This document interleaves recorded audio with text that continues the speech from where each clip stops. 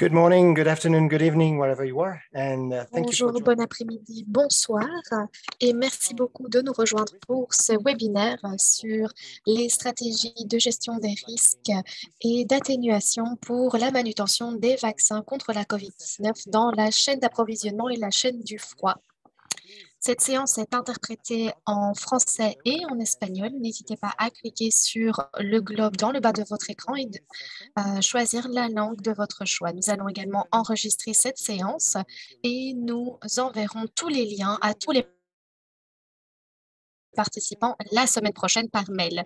N'hésitez surtout pas à poser toutes vos questions à tout moment dans l'option questions et réponses que vous avez dans le bas de votre écran. Vous pouvez utiliser cette section pour poser vos questions. Nous répondrons à ces questions à la fin du webinaire, après les différentes présentations.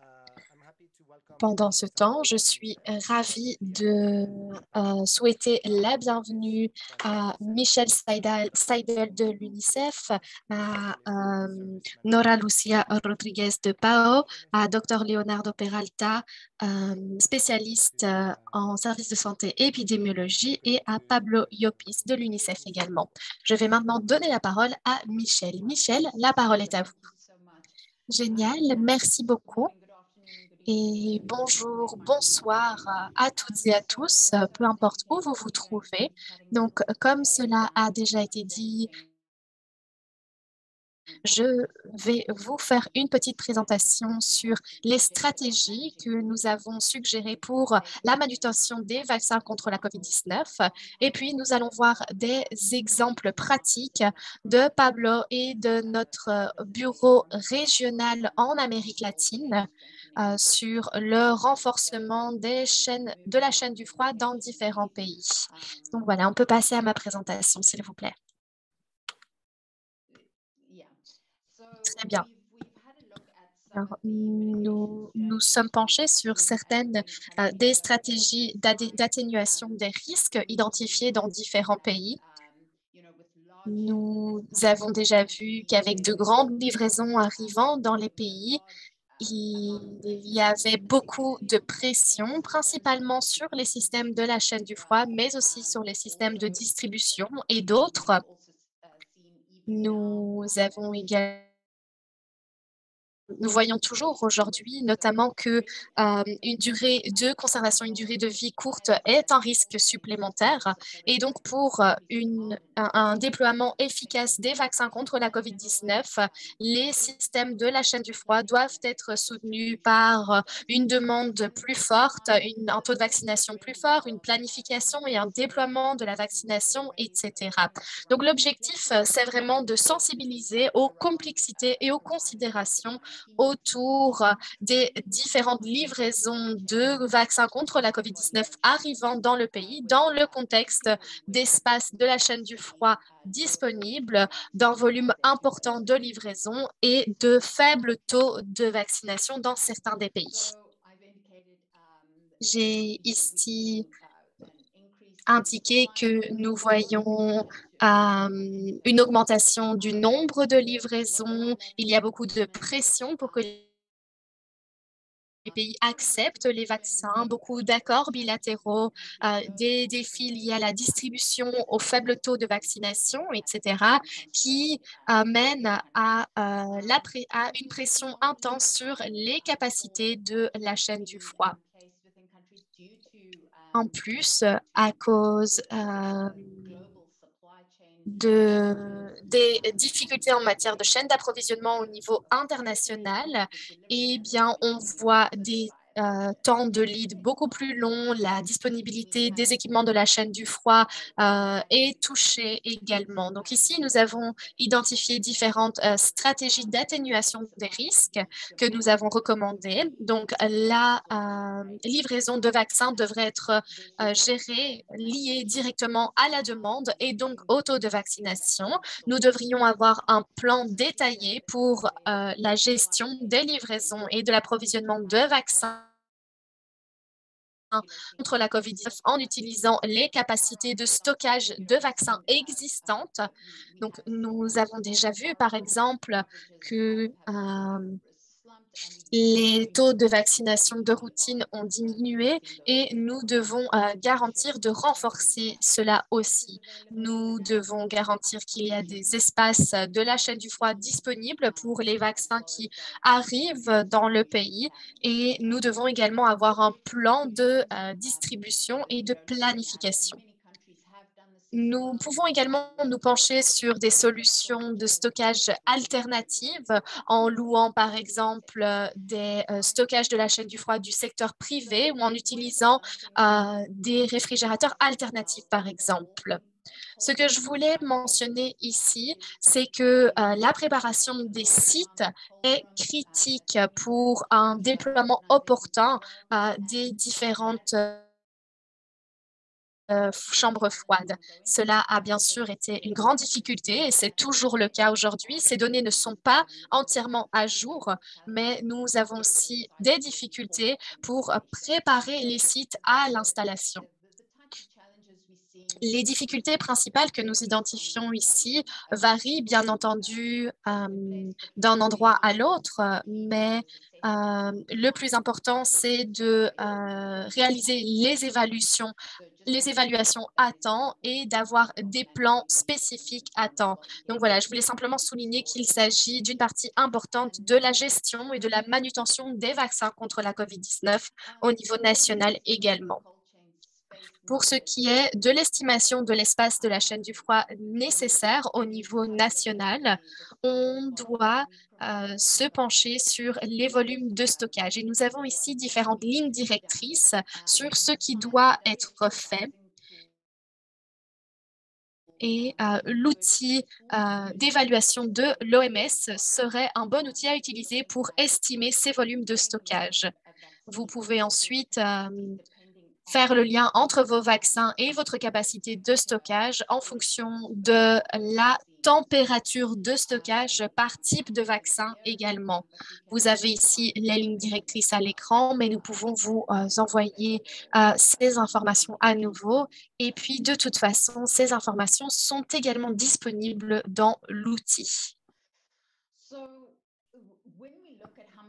Donc, lorsque l'on regarde l'espace nécessaire au niveau national pour les vaccins conservés entre 2 et 8 degrés et à moins 20 degrés, eh bien, on essaye d'identifier la population totale, le nombre de mètres carrés nécessaires, le volume des différentes chambres froides, etc. Donc, les recommandations pour s'il y a des espaces limités, eh bien, c'est de renforcer la stratégie de vaccination, d'explorer d'autres solutions au niveau national afin de transférer les vaccins au niveau plus local et puis revoir les plans de livraison en fonction des capacités disponibles. Je pense ici que lorsque l'on regarde les différentes doses, donc jusqu'à 300 000 doses, eh bien, cela peut facilement être géré par un réfrigérateur ILR. Lorsque vous allez à un nombre allant jusqu'à 1,5 million de doses, vous devez avoir au moins une chambre froide de 30 mètres cubes, cela devrait être suffisant. Et puis pour plus de 2 millions de doses, eh bien, vous devez avoir une chambre froide de 40 mètres cubes. Donc voilà une petite idée des différentes capacités de stockage nécessaires pour pour le nombre de doses. Nous avons également réalisé le même type d'évaluation de capacité pour vos espaces de chaîne de l'ultra-froid pour les vaccins Pfizer qui arrivent, simplement pour veiller à ce que la population qui doit être vaccinée puisse être vaccinée. Donc, nous avons ici identifié les différents fabricants avec leurs différents vaccins et la population cible qui peut être vaccinée en utilisant ces vaccins, mais je ne vais pas passer trop de temps ici parce que je n'ai pas beaucoup de temps.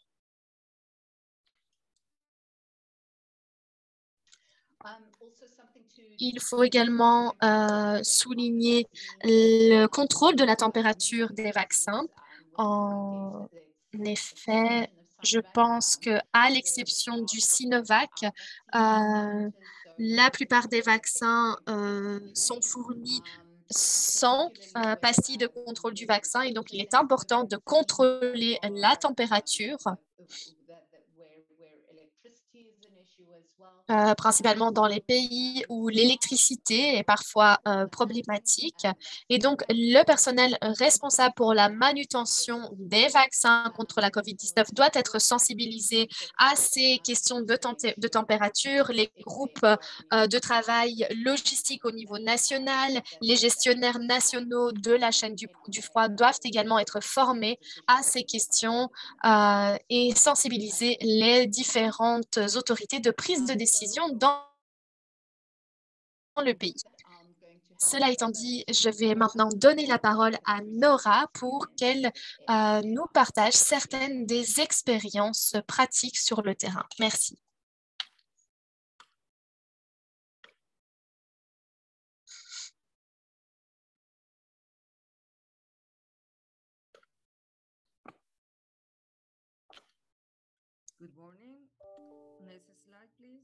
Bonjour, diapo suivante, s'il vous plaît.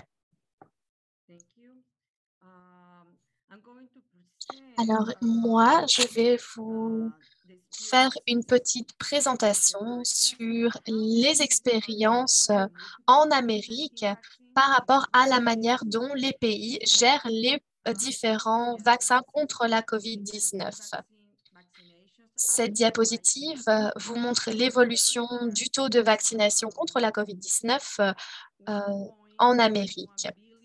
En Amérique, 1,91 milliard de personnes ont reçu des doses de vaccins contre la COVID-19 et 68,7% de la population est entièrement vaccinée dans les pays d'Amérique latine et des Caraïbes.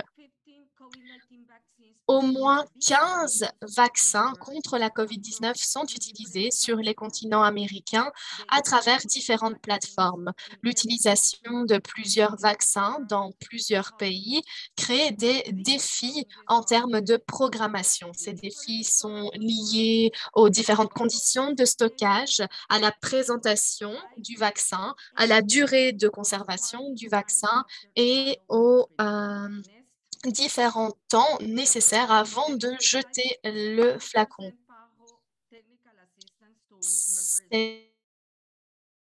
Cette diapositive présente l'assistance technique disponible pour les États membres.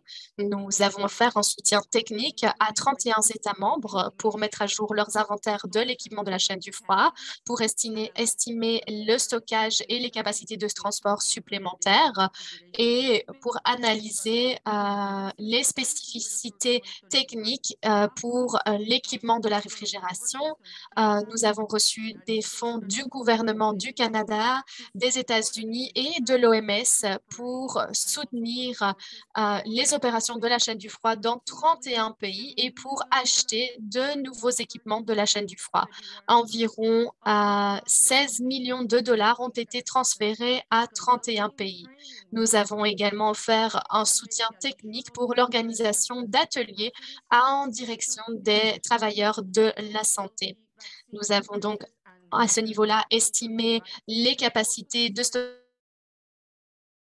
et de transport supplémentaires, la gestion des équipements et des vaccins à ultra basse température et la gestion des déchets médicaux à tous les niveaux. Nous avons également offert une assistance technique à 6 pays soutenus par COVAX et Gavi dans l'acquisition d'équipements de réfrigération. Donc ici, nous avons utilisé différents outils et différentes applications, notamment l'application Gavi. Cette diapositive vous montre les activités qui ont été mises en œuvre pour la manutention des vaccins contre la COVID-19 dans la chaîne du froid. Les activités suivantes ont été organisées pour soutenir la mise en œuvre des vaccins.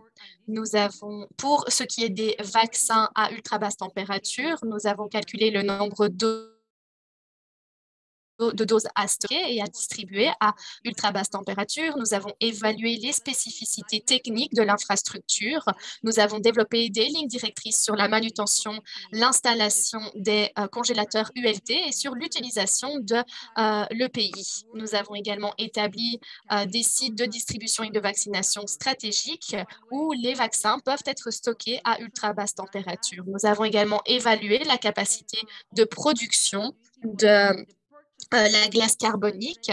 Et puis, une autre activité, ça a été l'organisation d'ateliers de formation pour l'administration d'une dose du vaccin Pfizer et pour l'administration d'une dose pédiatrique. Nous avons également organisé d'autres activités, notamment la mise en œuvre de lignes directrices sur la manutention des vaccins à ultra basse température et des autres vaccins contre la COVID-19. Nous avons organisé des ateliers de formation. Cette diapositive résume la quantité d'équipements de la chaîne du froid qui ont été envoyés au pays à la date du 11 juillet, avec des fonds émanant des gouvernements canadiens et américains. Donc, certains de ces équipements sont encore en production ou en cours d'envoi. Mais aujourd'hui, les financements émanaient de 61% des fonds du Canada et 71% des fonds américains ont été mis en œuvre. Nous avons également reçu de l'aide du Canada et nous collaborons avec différents pays pour souligner l'importance des équipements de la chaîne du froid. Nous allons maintenant présenter des expériences nationales pour le déploiement des vaccins contre la COVID-19. Bien sûr, il y a eu des difficultés auxquelles les pays ont fait face dans l'utilisation des différents vaccins contre la COVID-19, notamment l'introduction du vaccin Pfizer avec un profil qui demandait une manutention complètement différente et un stockage complètement différent par rapport aux vaccins de routine EPI. Mais aussi la réception et l'utilisation de plusieurs vaccins contre la COVID-19 avec différentes présentations, différentes caractéristiques et différentes températures de stockage. Un autre défi, ça a été le fait que les vaccins contre la COVID-19 avaient des durées de vie différentes et cela demandait une gestion des inventaires très, très bonne. Dans l'idée de réduire le taux de gaspillage, nous avons également différentes tailles de flacons, des différentes séances de vaccination, etc. Et puis, le dernier défi, ça a été la gestion des systèmes d'information dans le cadre de ces différents vaccins contre la COVID-19. Mais il y en a eu d'autres. Il y a également eu la difficulté liée à l'intégration des vaccins contre la COVID-19 dans l'utilisation des vaccins de routine. Il y a également eu des retards dans la production de l'équipement de la chaîne du froid et des retards dans la livraison de ces équipements à cause du manque de ressources de transport disponibles. Ce qu'il faut retenir des expériences au niveau national, c'est l'expansion de la capacité de stockage au niveau d'entrepôts centraux, régionaux et municipaux, la formation des travailleurs de la santé, veiller à ce que les vaccins arrivent tous à temps, que le nombre de doses soit bien celui commandé et à la bonne température. Nous devons également acquérir assez de protection, d'équipements de protection individuelle et nous devons également avoir une approche adéquate pour éviter les rumeurs et la désinformation au sein de la population. Nous devons également garantir une stratégie de communication soutenue.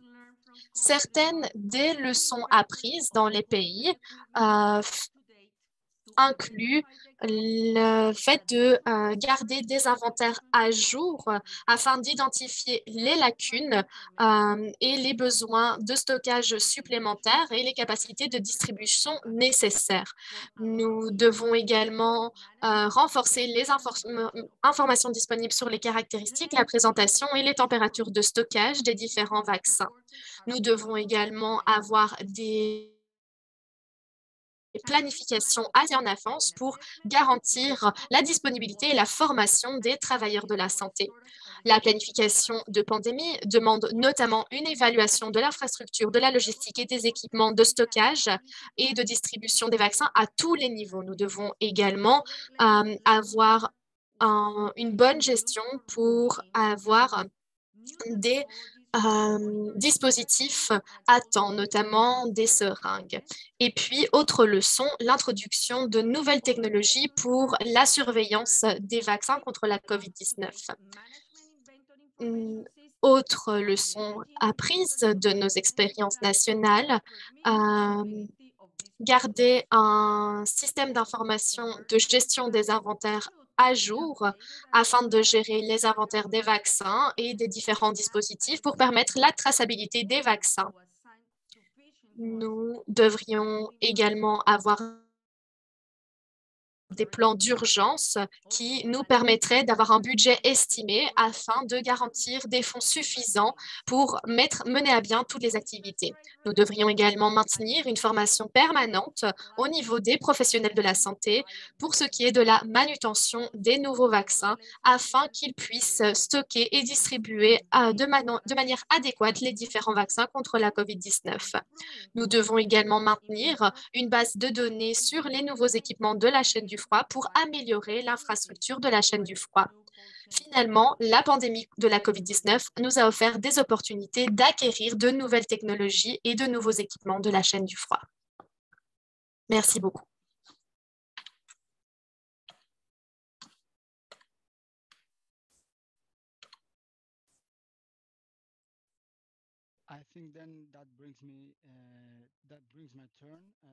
Et je pense que c'est maintenant à mon tour. Merci à vous deux pour vos présentations.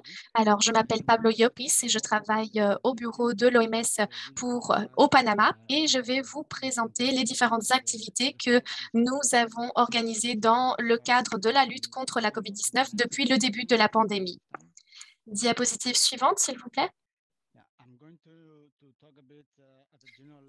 Je vais vous parler au niveau général de la région dans son ensemble, depuis le point de vue de l'UNICEF. Ensuite, je vous parlerai d'approvisionnement en équipement de la chaîne du froid dans notre région. Ensuite, je vous parlerai de l'initiative COVAX. Ensuite, je parlerai de la contribution et du soutien du gouvernement japonais et puis de l'initiative de gestion des stocks de vaccins.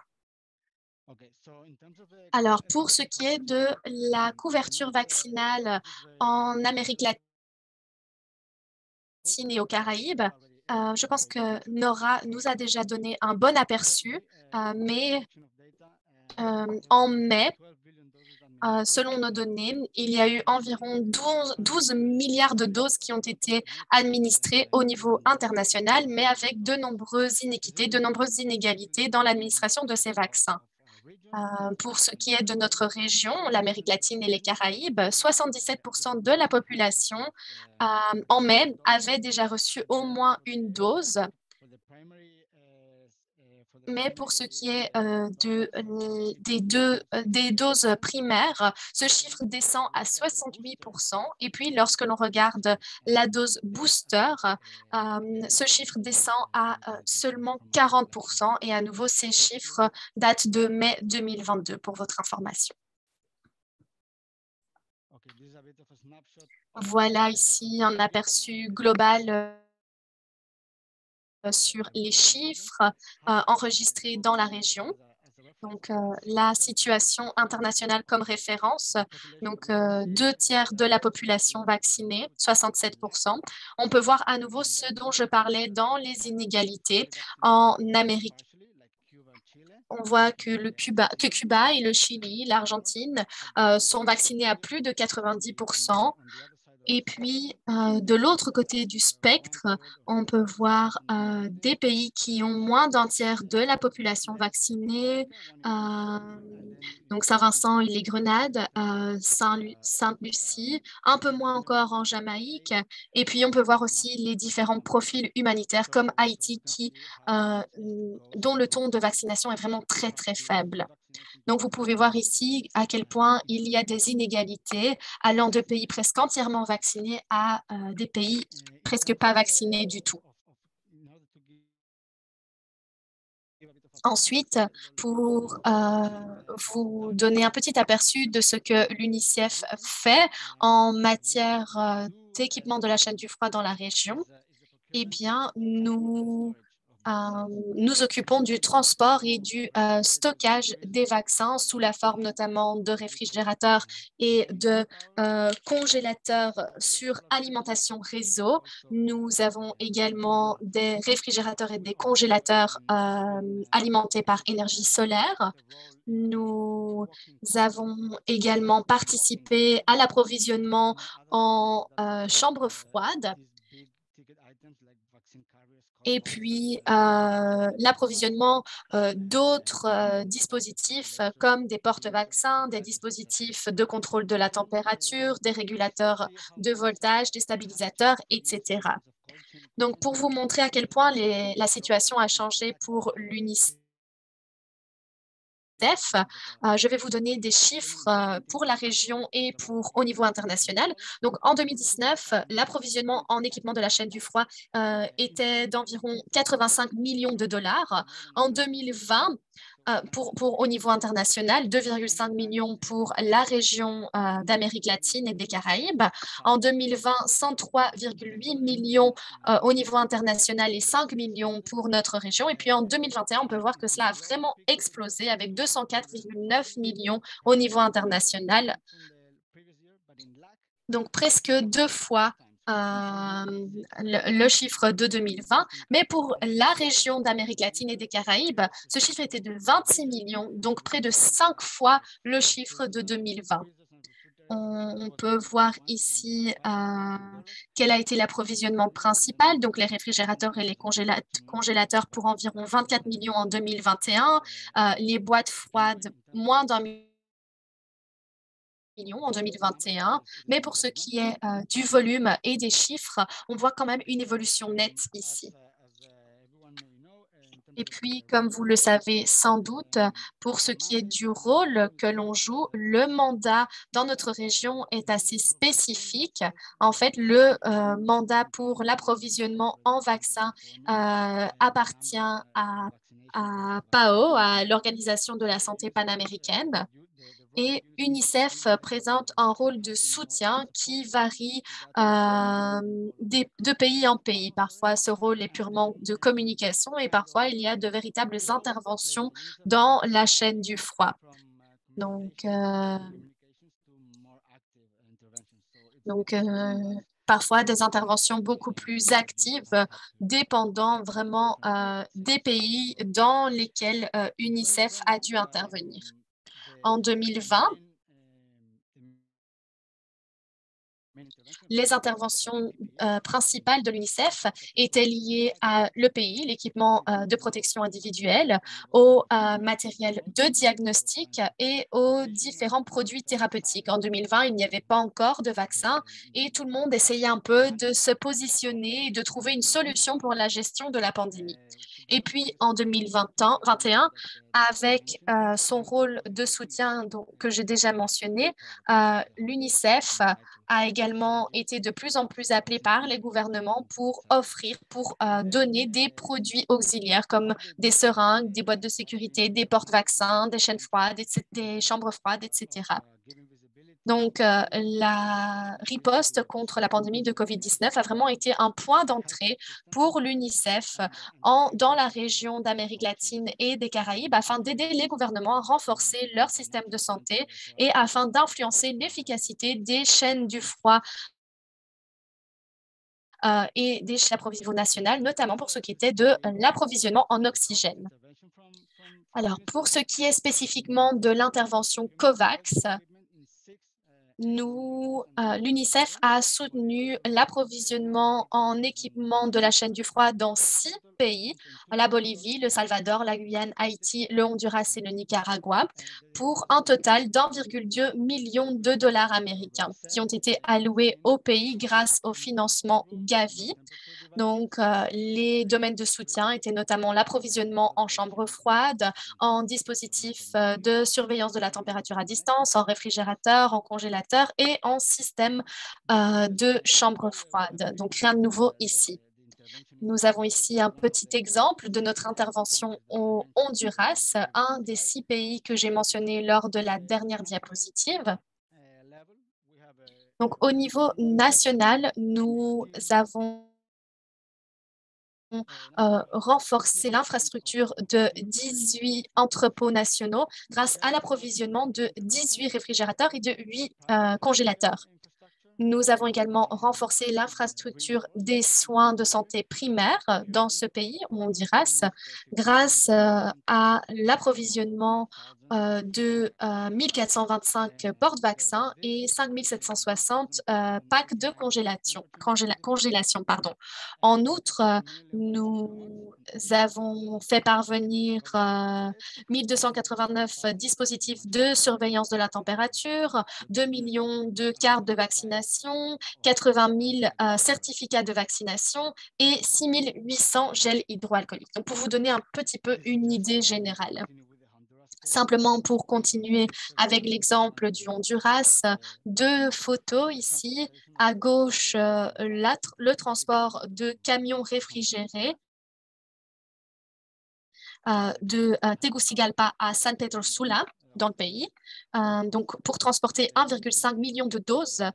Et puis à droite, vous avez une photo d'un centre de vaccination où vous avez une petite fille et sa maman qui viennent d'être vaccinées. Nous allons maintenant plonger dans la contribution du gouvernement japonais qui a joué un rôle essentiel pour notre région depuis 2020 dans le cadre de la riposte contre la pandémie de COVID-19. Et en 2021, le Japon était en fait le 3e plus grand donateur en termes de contribution directe à la région derrière les États-Unis et l'Union européenne. Le rôle du Japon a été très important dans le soutien au secteur de la santé, notamment sur le déploiement de la vaccination contre la COVID-19 grâce au renforcement de la chaîne du froid, mais ce soutien a également pu être utilisé dans les campagnes de vaccination de routine et dans le renforcement du système de santé à différents endroits, notamment au Venezuela, en Haïti et à Cuba.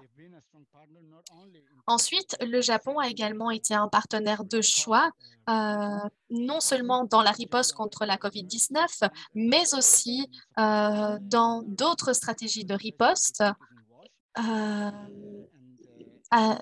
notamment, comme je l'ai dit, en 2020, pour être exact, le gouvernement nous a soutenus dans la crise des ouragans Eta et Iota, et puis lors du tremblement de terre à Haïti également. Ici, vous voyez un peu le profil du soutien, donc avec plus de 21 millions. Il y a eu une première contribution pour 11,11 millions, couvrant 6 pays en mai 2021. Ça a si bien fonctionné qu'il y a eu une deuxième édition, si on peut le dire, en 2022, moins d'un an plus tard, pour 7 pays, une contribution de 10 millions. Donc, cela a vraiment permis de renforcer la collaboration et le soutien du Japon dans notre région. Et bien sûr, ce n'est pas encore terminé. Je suis sûre que ça va continuer dans les années à venir.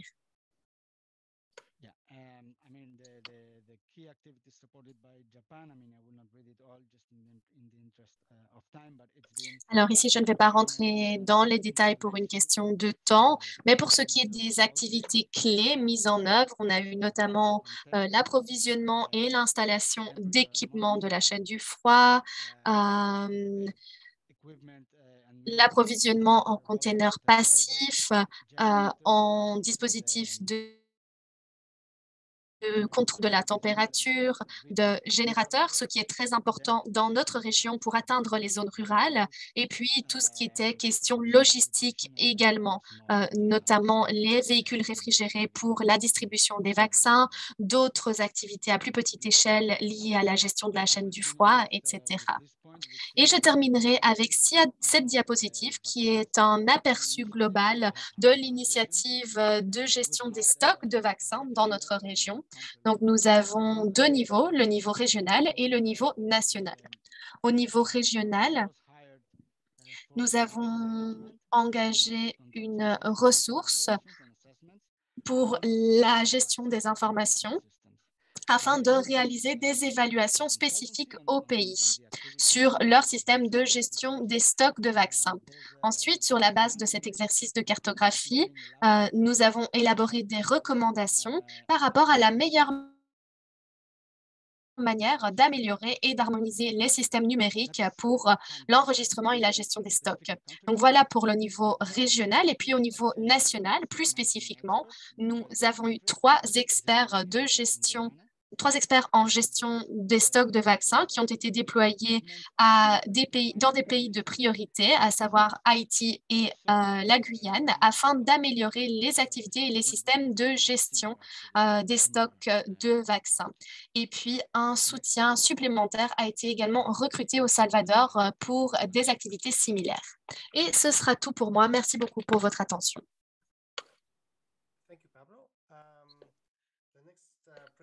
Merci beaucoup, Pablo. La prochaine présentation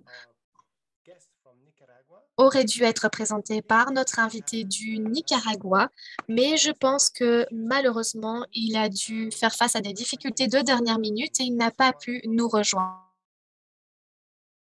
Donc, ma question est la suivante. Est-ce que l'un de nos panélistes peut présenter sa présentation? Êtes-vous familier avec le contenu? Je sais que la présentation est en espagnol. Nora, je ne sais pas si ça vous arrangerait. Si pas, n'hésitez pas à le dire. Oui, alors je peux présenter, mais je le ferai en espagnol parce que la présentation est en espagnol et nous avons des interprètes, donc ça ne poserait pas problème. Oui, tout à fait. Notre interprète va vous interpréter en anglais. OK, très bien. Alors, je vais présenter les expériences du Nicaragua pour la stratégie d'optimisation de la distribution et de l'utilisation des vaccins. Et avec l'autorisation du gouvernement du Nicaragua, je vais faire la présentation en leur nom. Pour ce qui est de l'introduction, le gouvernement du Nicaragua a réalisé le déploiement de la stratégie de vaccination contre la COVID-19 et le gouvernement a fait face à de nombreuses difficultés par rapport aux nouveaux vaccins, aux nouvelles technologies, mais aussi par rapport à la production de ces vaccins qui avaient différentes présentations, différents critères de stockage, différents critères de distribution, et puis bien sûr le fait qu'il y avait différents types de vaccins disponibles simultanément pour vacciner différents groupes de population cibles par rapport à ce que l'on faisait dans les programmes de vaccination de routine. Nous avons également dû répondre à la demande de la population avec un approvisionnement limité. Avec une pandémie en phase très aiguë et à tous les niveaux, nous avons développé un système nominal, une campagne de communication pour générer une demande responsable et pour promouvoir la distribution du vaccin à tous les niveaux. Diapositive suivante. Pour ce qui est du plan de déploiement de la vaccination contre la COVID-19, eh bien, ce plan incluait des objectifs généraux et des objectifs spécifiques. Pour ce qui était de l'objectif général, il s'agissait de contribuer au contrôle de la pandémie au niveau national à travers d'une vaccination fondée sur le cadre de valeurs du groupe d'experts en évaluation stratégique en immunisation. Et fondée sur l'analyse épidémiologique nationale. Pour ce qui était des objectifs spécifiques, l'objectif de la première phase, c'était de réduire la mortalité spécifique liée à la COVID-19, réduire l'incidence de cas graves de COVID-19 et protéger le talent humain en matière de santé. Lors de la deuxième phase, l'objectif était principalement de réduire la contamination. Diapositive suivante. L'un des objectifs, c'était de mettre en priorité la population à protéger. Et donc, nous avons eu le premier approvisionnement de vaccins contre la COVID-19 en mars 2021. Et à ce moment-là, nous avons défini différentes étapes quant à l'administration du vaccin. Donc, premièrement,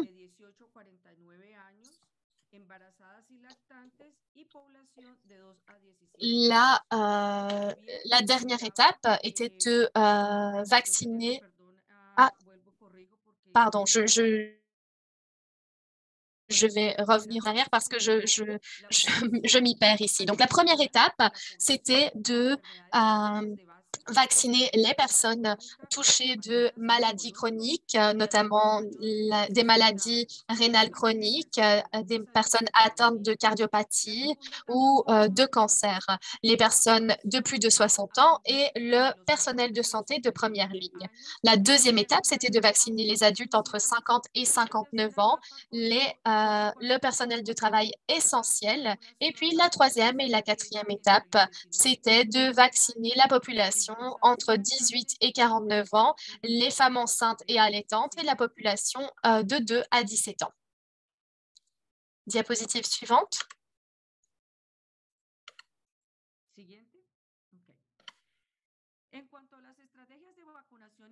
Pour ce qui est des stratégies de vaccination mises en œuvre, eh bien, ces stratégies se sont concentrées sur le faible volume de doses reçues. Une équipe nationale de vaccination a été créée dans le cadre du chronogramme qui mobilisait les 19 programmes CILICE du pays et les 153 municipalités en intégrant un coordinateur général et 10 brigades. L'objectif était également de numériser les informations de toutes les personnes vaccinées et la surveillance, le suivi d'éventuels effets secondaires.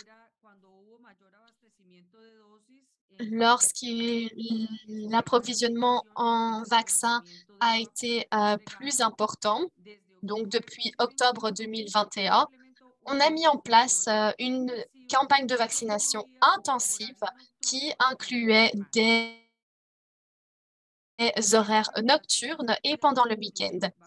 Ces activités incluaient une vaccination intramuros dans les services de santé primaires et secondaires, mais également une campagne de vaccination extramuros, c'est-à-dire de maison en maison, avec des postes fixes, des postes mobiles, des brigades qui se déplaçaient, etc.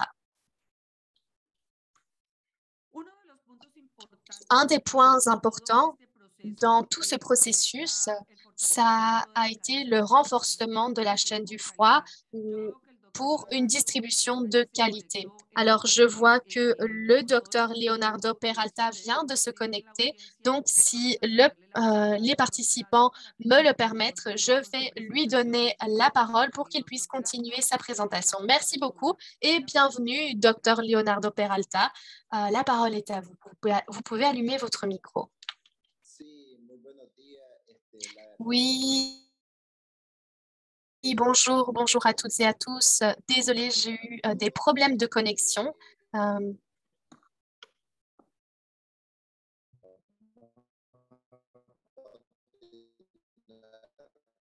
L'interprète s'excuse, la connexion du docteur n'est pas bonne. On ne l'entend pas bien.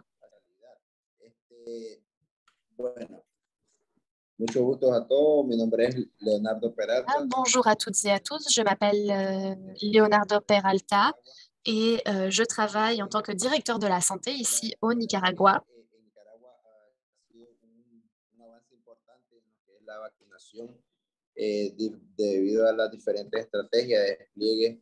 C'est vrai que ça a été assez difficile de mettre en place une campagne de vaccination efficace à cause des différentes stratégies de déploiement que nous avons identifiées. Et puis, il a également été très difficile d'acquérir ces vaccins par rapport à la scène internationale. Il a également fallu trouver des sites de vaccination afin de garantir l'accès aux vaccins, même aux personnes habitant dans des zones reculées.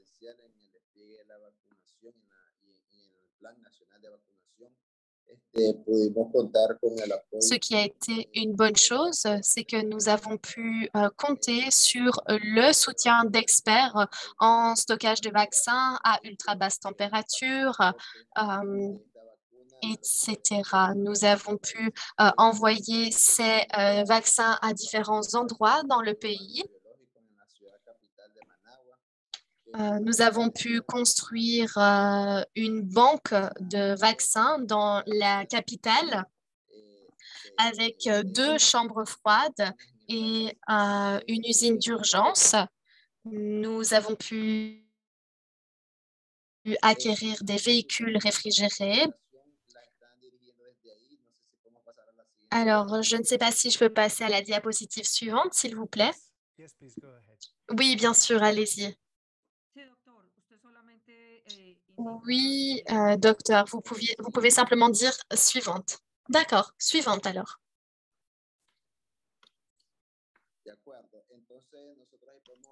Très bien. Alors, ici, nous avons vraiment bénéficié du soutien du gouvernement japonais, notamment pour notre équipement d'approvisionnement en vaccins au niveau national, qui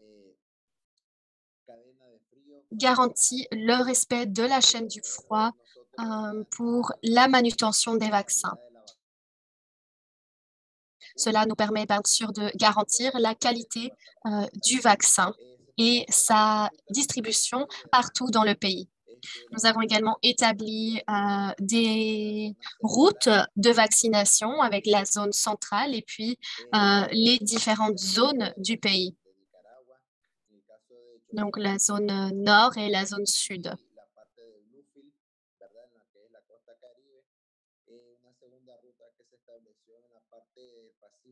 Nous avons également eu une route dans la partie pacifique du Nicaragua. Et puis, la troisième route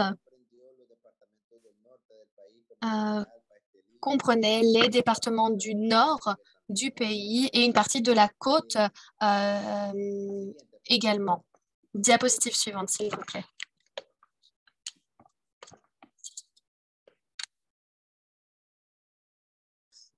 Alors ici, on peut observer une partie des actions qui ont été mises en œuvre. En tant que pays, nous avons organisé différentes activités afin d'améliorer notre taux de vaccination. Pour ce faire, nous avons déplacé des brigades mobiles dans les parties les plus reculées du pays, à cheval, à pied. Nous avons fait du porte-à-porte également pour garantir une augmentation du taux de vaccination. En haut, vous pouvez observer une partie de la brigade mobile. Il s'agissait ici d'une première étape de vaccination, notamment l'élaboration d'une équipe nationale de vaccination qui gérait ces différentes brigades par le biais d'un coordinateur général qui se déplaçait à différents endroits du pays. en mettant en priorité des groupes de vaccination, notamment les personnes malades, les personnes enceintes, les personnes âgées aussi, avant de passer aux mineurs d'âge. À la suite de cette étape, nous avons établi la stratégie de vaccination au niveau du ministère de la Santé et toutes les équipes, toutes les personnes, toutes les unités de santé se déplaçaient afin de se rendre au foyer des citoyens. Les équipes faisaient du porte-à-porte et cela nous a permis d'avoir une base de vaccination assez importante. Cela nous a permis donc de compléter notre schéma de vaccination. Suivante, s'il vous plaît.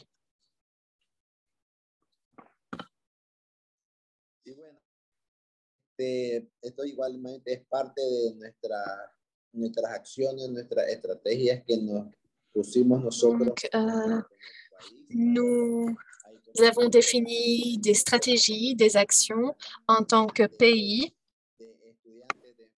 et nous avons vu beaucoup d'étudiants d'étudiants infirmiers, beaucoup d'étudiants en médecine également qui ont apporté leur soutien à l'équipe nationale de vaccination et aux différentes brigades. Et cela leur a permis également de se former et d'avoir un déploiement plus efficace, notamment dans les endroits difficiles d'accès. Aujourd'hui, nous avons notamment des postes de vaccination mobiles et fixes. Donc, les points fixes sont les unités de santé, les points de santé, les hôpitaux, les cliniques traditionnelles.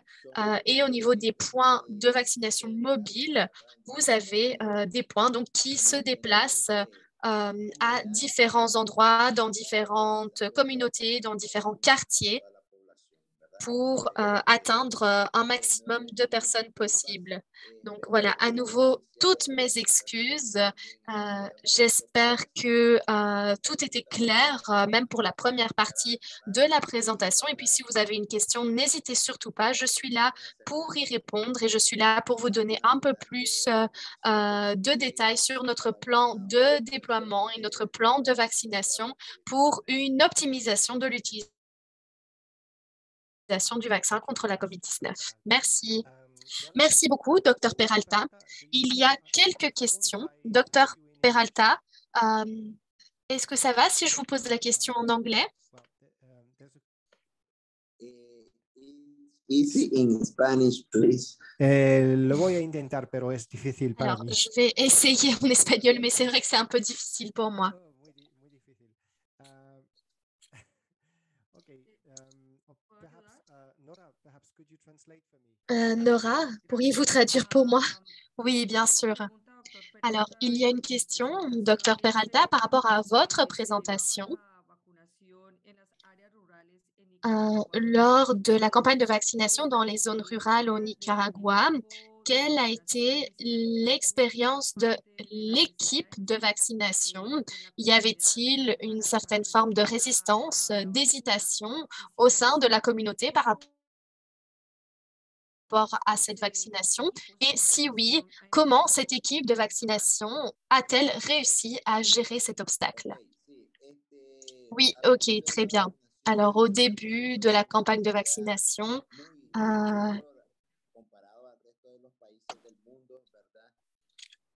Y con la pandemia, como dicen, en su máxima expresión, tuvimos il y a eu une demande très importante de vaccination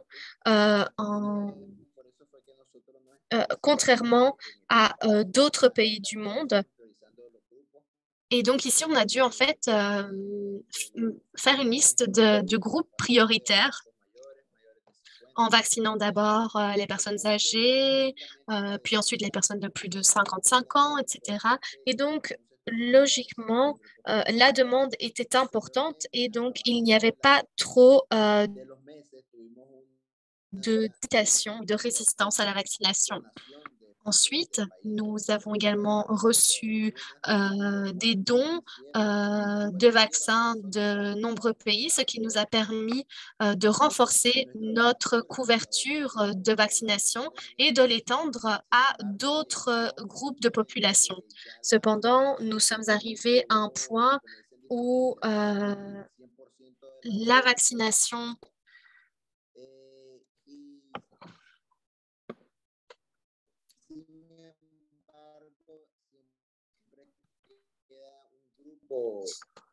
menor de población renuente completamente a la vacuna o a la vacunación contra la COVID-19 por diferentes, pero no en un porcentaje alto. Hay un porcentaje où les personnes qui n'étaient pas encore vaccinées, en fait, ne souhaitaient pas être vaccinées. Mais ce chiffre n'était pas très élevé. indígenas de nuestro país, en la costa caribe, sur y norte, en el cual ellos manifiestan diferentes inconformidades. Notamment dans les communautés autochtones, on a vu différentes formes d'hésitation et donc nous avons dû déployer différentes stratégies de sensibilisation, notamment nous avons pour l'instant un atelier en cours justement pour les communautés autochtones afin de les encourager à se faire vacciner contre la COVID-19. Et donc, nous n'avons pas pu atteindre un pourcentage de vaccination très élevé dans ces groupes qui sont au premier abord opposés à la vaccination. Merci beaucoup. Merci. Il y a aussi une question pour Nora. Nora, dans une de vos diapositives, vous disiez que